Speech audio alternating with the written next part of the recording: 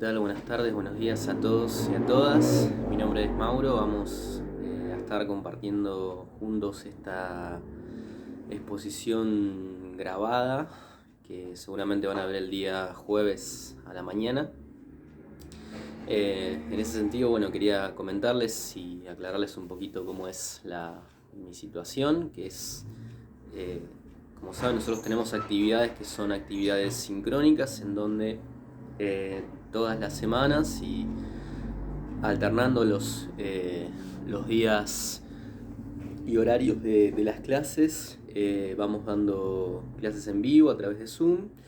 En este caso, para esta semana teníamos la actividad para el día jueves a la mañana, pero bueno, en este caso ya hace varios días y semanas que no tengo internet, que mi proveedor no me da bola, que no me responde, así que nada, una opción que teníamos era hacer esta exposición grabada para que por lo menos tengan eh, una, una aproximación de lo que es el texto y sobre todo una explicación que les pueda llegar a ser útil y servir. Nada, espero que sepan entender esto, no está bueno, siempre tratamos de que sean vivos, sobre todo porque buscamos también un ida y vuelta con los estudiantes y con los compañeros. Pero bueno, espero que Telecentro me dé bola y que en los próximos días podamos estar otra vez en vivo y en directo a través de Zoom. Bien, dicho esto, vamos a empezar a hablar un poquito de lo que era nuestro tema para el día de hoy. Para el día de hoy teníamos un apartado de un libro que es eh, el Atlas de América y el Caribe, que siempre que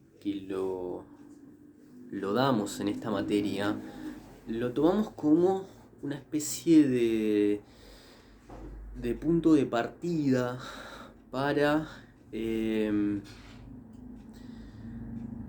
para lo que va a ser el año próximo la materia historia latinoamericana. ¿Sí? Ustedes hasta ahora estamos empezando a ver qué es esto de los procesos históricos, cómo los podemos estudiar, los medios modos de producción, vemos un poquito esto del Antiguo Oriente y demás, pero a partir de hoy nos vamos a meter en América, ¿sí? Y esto va a ser el puntapié inicial para lo que el año que viene va a ser historia latinoamericana. Este libro, el Atlas de América y el Caribe, es una compilación de distintos autores que editó nuestra universidad ya hace algunos años y que tiene como objetivo tratar de ofrecer una mirada histórica sobre América no tradicional. ¿Qué quiere decir esto de no tradicional? Bueno, esto quiero decir lo siguiente. Nosotros, por lo menos desde que vamos al colegio y estudiamos en la secundaria, la historia de América prácticamente que se inicia con la llegada del hombre blanco europeo a América. A partir de 1492 es que América merece ser estudiada. ¿Qué pasa antes? Y qué sé yo, están los incas, los mayas, los aztecas, pero nada más, no se sabe, no hay mucho más, no hay investigaciones que quieran decirnos qué pasaba antes.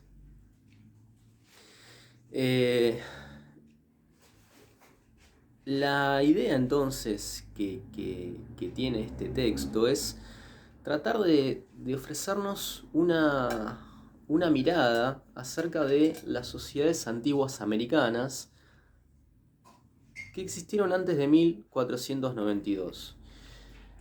Esto, cuando lo veamos, va a implicar obviamente hacer un breve recorrido por estas sociedades, decir más o menos a qué se dedican, cuáles son las funciones económicas, militares, sociales, dónde habitan, pero también implica un desafío, y creo que esto es lo más importante de este libro, que es incorporar a estas sociedades a la disciplina histórica. Una cosita que acá me olvidé. El libro se llama Atlas de América del Caribe. La palabra Atlas, Atlas quiere decir colección de. Es una colección de mapas. Cuando lo vean se van a encontrar con muchas referencias cartográficas, con imágenes, mapas, que aluden justamente a esta idea, tratar de ofrecer distintos mapas de estas sociedades antiguas americanas.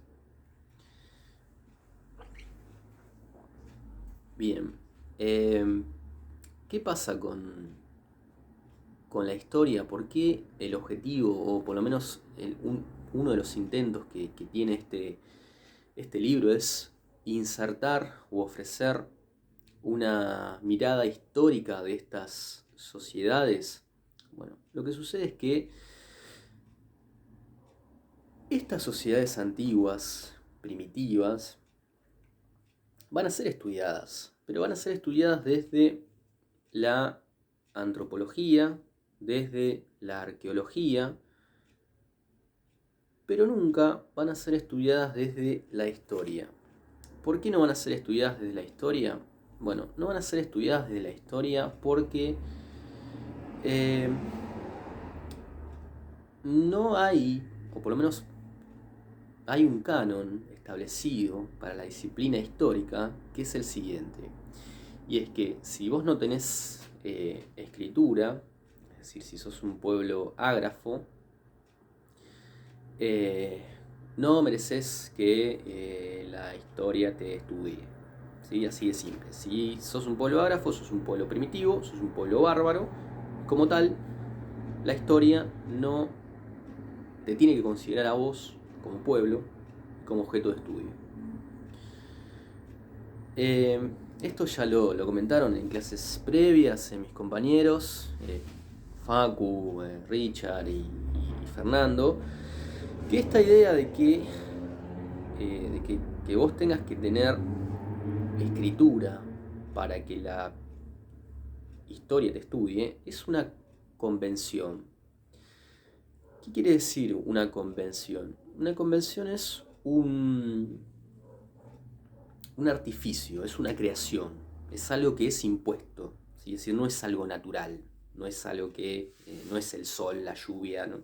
Es algo que es creado y que tiene una intencionalidad.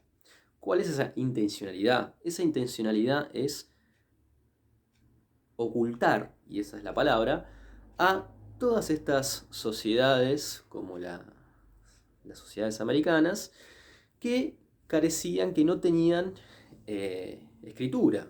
Esto ya lo comentaron mis compañeros. No tenían escritura porque no era necesario tener escritura. ¿Sí? La escritura aparece como una forma de registro de los distintos acopios que sí iban a tener en otros pueblos, pero en este caso no era necesario la escritura.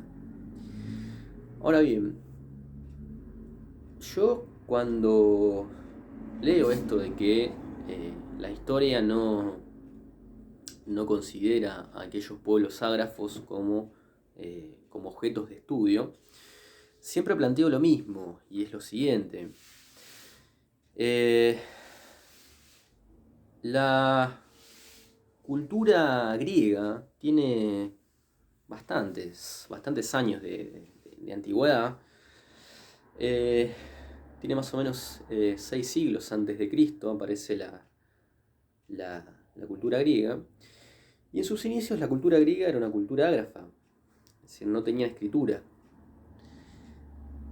De hecho, hay muchos poemas que llegan a nuestros días que se transmitieron de manera oral, es decir, de padre a hijo y así sucesivamente. Bien, nadie se le ocurriría decir que los griegos son pueblos es un pueblo atrasado, o es un pueblo bárbaro, o es un pueblo primitivo. Todo lo contrario. Entonces, nosotros no, no pensamos que esta idea de que la historia no estudia los pueblos ágrafos sea algo natural, sino que es una convención y es un artificio, y que lo que busca es ocultar, por un lado, y darle entidad a otros pueblos. Bien, una cosita ahí con una palabra que quería aclarar y mencionar. Cuando se estudia a estas sociedades antiguas, primitivas, americanas, es muy común que se las trate como primitivas o bárbaras. La palabra bárbaro también aparece con los griegos. Pero quería decir otra cosa. La palabra bárbaro que utilizan los griegos está referida a todos aquellos extranjeros, es decir, no griegos, que no hablan el idioma, y por eso se los ridiculiza como si estuvieran balbuceando, como si se les trabara la lengua. De ahí la palabra bárbaro o barbarie viene de barbar, de la palabra barbar, como balbucear. Y esta descripción peyorativa siempre los griegos se la endilgaban a los otros pueblos del Mediterráneo que no hablaban griego. Bien. ¿Por qué les comento esto? Porque va a ser algo bastante curioso lo que sucede en América, que es lo siguiente. Esa conceptualización que va a tener esa palabra no tiene el mismo fundamento. Es decir, se va a dar vuelta ese axioma, y en América todo lo que es bárbaro, según esta concepción, no va a ser lo extranjero, sino que va a ser lo nativo, lo criollo. Entonces, fíjense qué curioso, porque los pueblos nativos van a ser catalogados como bárbaros, mientras que el extranjero, el europeo, va a ser catalogado como el civilizador, como el agente que va a traer la civilización a estas tierras. Es algo totalmente distinto a lo que a la etimología, si se quiere, de la palabra. Bien. Entonces, ¿cuál es el objetivo de este trabajo? El objetivo de este trabajo es ofrecer una mirada alternativa de América, ¿sí? Tratar de ofrecer una mirada histórica, que es algo no tradicional, porque la historia tradicional no ha considerado nunca a las sociedades americanas como objeto de estudio, porque son culturas primitivas, bárbaras, fundamentalmente porque no tienen escritura. Entonces, ese objetivo que tiene este trabajo, que es ofrecer una mirada histórica sobre estas sociedades, va a constar o va a tratar de, por un lado, vamos a ver cómo se da la llegada del hombre a América, cuáles son las teorías que definen de dónde y en dónde aparece el hombre en América, por un lado. Por otro lado, vamos a ver cuáles son algunas características generales, no nos vamos a volver locos con esto de cuáles son el altar no, vamos a tratar de hacer una generalización de estas sociedades, sobre todo en cuanto a lo que tiene que ver al orden social, a la economía y al plano militar. Y también vamos a ver, siguiendo esta idea que tiene el texto, que vamos a ofrecer o vamos a tener una periodización, y esto creo que es bastante interesante. Recién me tocaron timbre, no sé quién era, espero que no sean los de Telecentro. Vamos a tener otra periodización distinta a la que tenemos nosotros en la actualidad. Nosotros en la actualidad tenemos una periodización que tiene que ver con Jesucristo, ¿sí? Estamos en el año 2020 y eso tiene que ver con un hecho que pasa en Asia. Bien, la periodización que nos ofrece este texto es algo bastante interesante porque nos habla de que estas sociedades las podemos estudiar a partir de la sigla AP, que quiere decir antes del presente, ¿sí? Entonces, cuando veamos, por ejemplo, que una sociedad está en el año, no sé, 1000 AP, bueno, es 1000 antes del presente. Esa periodización creo que es muy importante porque trata de romper un poquito con esta idea monotemática de que la historia de América está atada a la historia de Europa. Entonces, nuevamente, el objetivo de este trabajo es ofrecer una mirada no tradicional, alternativa a la mirada histórica tradicional, haciendo hincapié en la llegada del hombre a América, en las características generales de estas sociedades y sobre todo y fundamentalmente ofreciendo una periodización alternativa a la que conocemos en la actualidad. Bien, dicho esto, vamos a decir lo siguiente. Ese es el objetivo de este trabajo, ¿sí? Ofrecer una mirada alternativa a las sociedades antiguas americanas. Bien, ¿cuál es la mirada tradicional que se tiene sobre las sociedades americanas primitivas? Antiguas.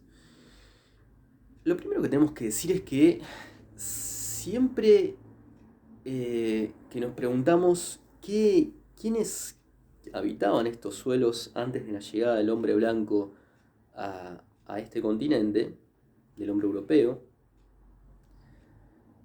siempre es redundante caer en esto de, bueno, los mayas, los aztecas y los incas, ¿sí? Y de eso hay algunas referencias, algunos estudios. Pero la alusión a estas culturas lo que hace es ocultar y socavar al resto de las sociedades americanas. Es decir, si vos no sos maya, azteca o inca, prácticamente literalmente quedaste fuera de la historia. Entonces, eso por un lado es parte de la propuesta tradicional que tiene la historia con respecto a estas sociedades. Y la otra propuesta que siempre aparece por parte de la historia academicista y áulica europea y occidental es que estas sociedades sí se pueden estudiar, pero no desde la historia. Se pueden estudiar desde la antropología o desde la arqueología. ¿Por qué? ¿Por qué sí la arqueología y la antropología y no la historia? Bueno, acá es algo bastante elocuente. La idea de meter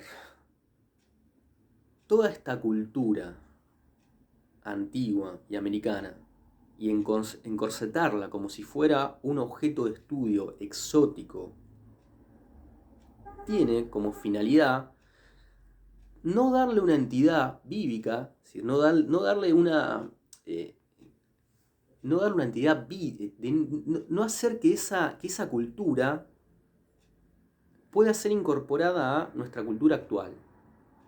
Es decir, se lo mete en los museos, toda esta cultura es metida en un museo a través de momias, de objetos, de utensilios, de herramientas. ¿Para qué? Para que uno cuando va ahí, claramente lo que ve es algo exótico, es algo antiguo, es algo que no tiene nada que ver con nosotros. Entonces, el texto nos va a decir que las ciencias naturales, sobre todo los museos, van a ser el objeto o va a ser el lugar en donde esta cultura los rasgos de esta cultura se van a encontrar.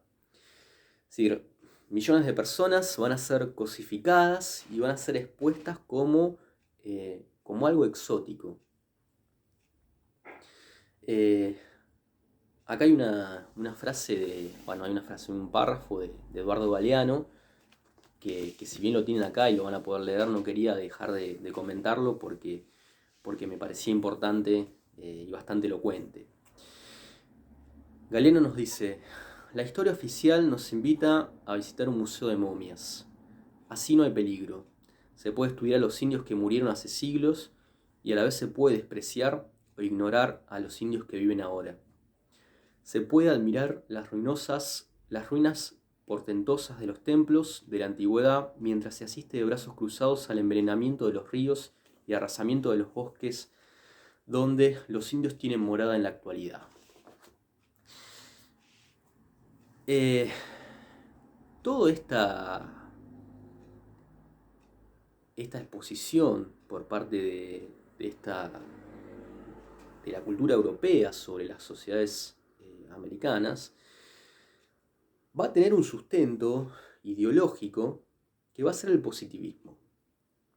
Cuando ven el texto van a ver que que ahí aparece la palabra positivismo, y que no vamos a ponernos acá a hablar de qué es el positivismo porque sin duda implicaría un trabajo de largo aliento, pero sí vamos a decir lo siguiente. Para el positivismo, todos los elementos de la realidad, la economía, la historia, la sociedad, todo tiene que ser sometido a la ciencia. Es decir, es la ciencia quien se encarga de darle legitimidad a los argumentos de la realidad.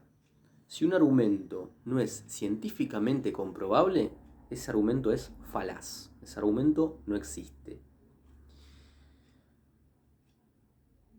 ¿Por qué les comento esto? Porque el positivismo, al estudio de las sociedades, va a decir que las sociedades atraviesan una etapa evolutiva, ¿sí? El mono que va pasando por el hombre de Neandertal, el Homo sapiens, todo eso es una etapa evolutiva en donde el hombre atraviesa diversas etapas.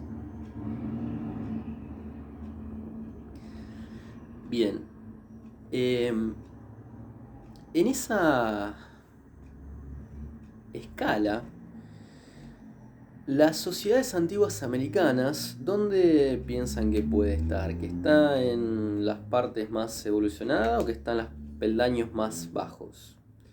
Bueno, claramente, para el positivismo, las sociedades americanas están en los peldaños más bajos.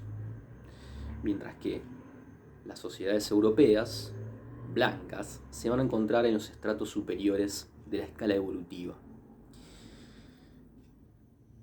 ¿Cuál es el argumento de esto? Bueno, a esto se le busca dar un argumento científico, que es que estas sociedades son sociedades atrasadas, primitivas, y que carecen de los atributos biológicos para ser considerados como hombres superiores en esta evolución.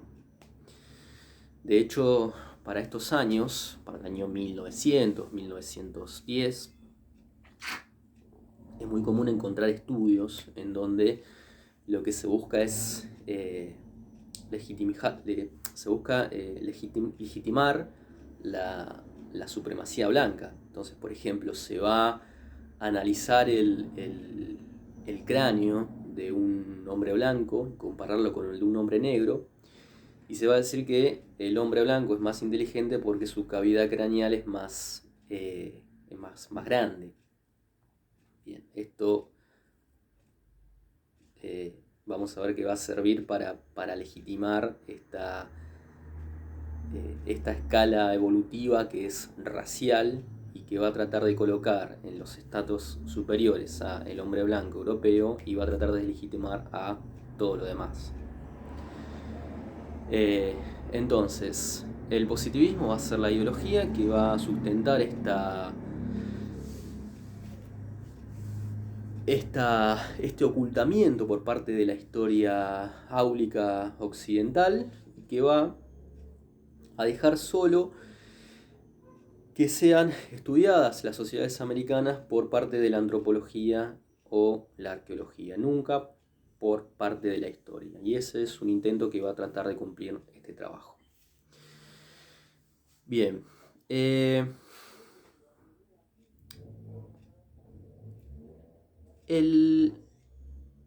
objetivo entonces de este trabajo, la tarea que va a tener como objetivo es no realizar una reivindicación de por sí de estas sociedades, si no queremos ni empezar a hablar quechua, ni guaraní, ni nada de eso, sino que lo que se busca, o lo que buscamos, es recuperar ese pasado de estas sociedades antiguas americanas, para incorporarlos a nuestro pasado en común. Es decir, el elemento indígena tiene que ser un elemento más de la heterogeneidad que nos compone como americanos. Y sin ese elemento no vamos a poder estar nunca realizados. Entonces, lo que hay que hacer es recuperar este elemento y tratar de incorporarlo a nuestro pasado en común.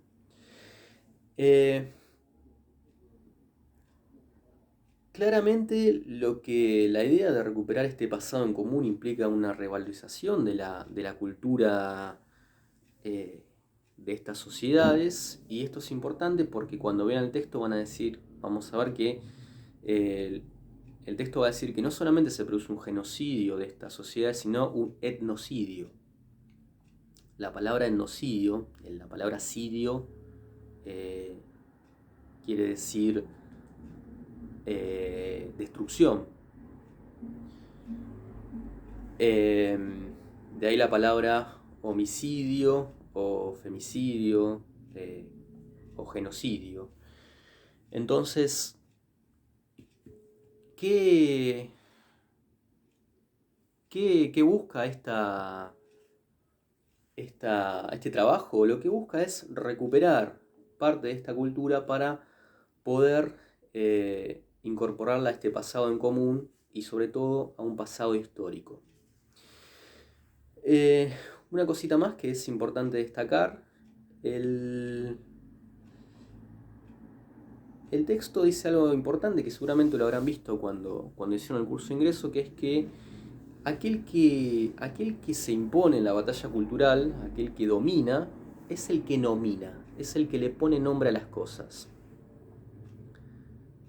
Esto es importante porque lo podemos decir en pocas palabras. Ni América era América, ni los indios eran indios antes de la llegada del hombre blanco en 1492.